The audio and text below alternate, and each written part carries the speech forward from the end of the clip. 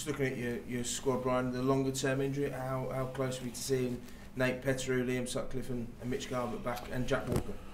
Nathan Petru is available right now, but has been out for such a number of weeks. He's likely to feature with Featherstone this week.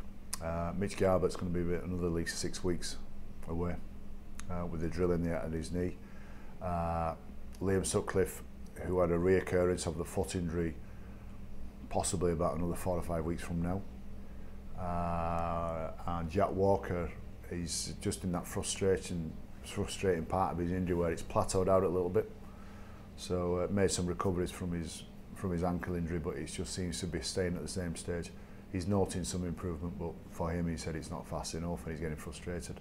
But there's nothing you can do with it. You know, we're not going to strap him up and send him back out there because you're running the risk of longer injury. So there's some frustrating times for certainly for 3 of those players. In terms of your squad, was it important that you were smart with them since the Hull FC game? 2 defeats by a narrow margin, but still giving them some time off to refresh after that, particularly that Easter period. Yeah, we did a long weekend off, and there was no reason to not do that. Physiologically, you know how tired the players are, what the bodies are like, not what the mental state's like. I think that's more important at this stage of the year. I've already highlighted that the players' mental state is good. It's, you know, everybody realises there's a really good version in us that's just around the corner. And we're just going to make sure at this stage of the year you're managing bodies and any knee-jerk reaction to losses. That's all it is a knee-jerk reaction, and it'd be foolish at this stage to bring them in when they've already been planned to have a day off just because we've lost by a couple of points. Frustrating for everybody to see and frustrating for us. You know, we feel it more than most. But to make sure that we can get ready for the next game and be positive and have your eyes up and be really keen for the next game rather than fearing, well, we better play well or she'll call another day off, you know, scratch another day off that we've got planned. It's probably makes you feel good as a coach, but it's not good coaching.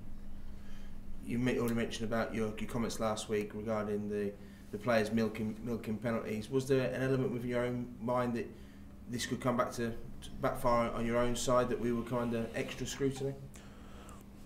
The answer to that's yes, and I think that would pretty much answer a question. Well, why aren't more coaches saying things? I think most coaches, and rightly so, fear highlighting bigger issues in the game. It's not a whinge, you know, and I shouldn't have used the words I'm going to go on a whinge here at Hull, but that was me being a bit facetious.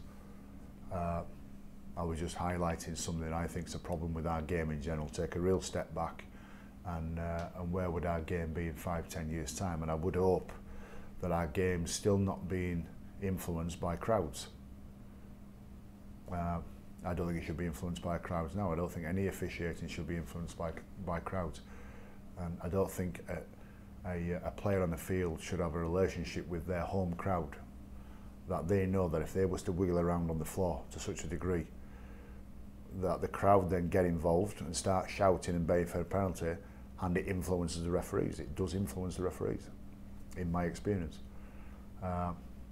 I think most coaches won't highlight things like that, just in case for the next few weeks you get an adverse effect or an adverse attitude from a referee towards the coach or the coach's team who's mentioned it.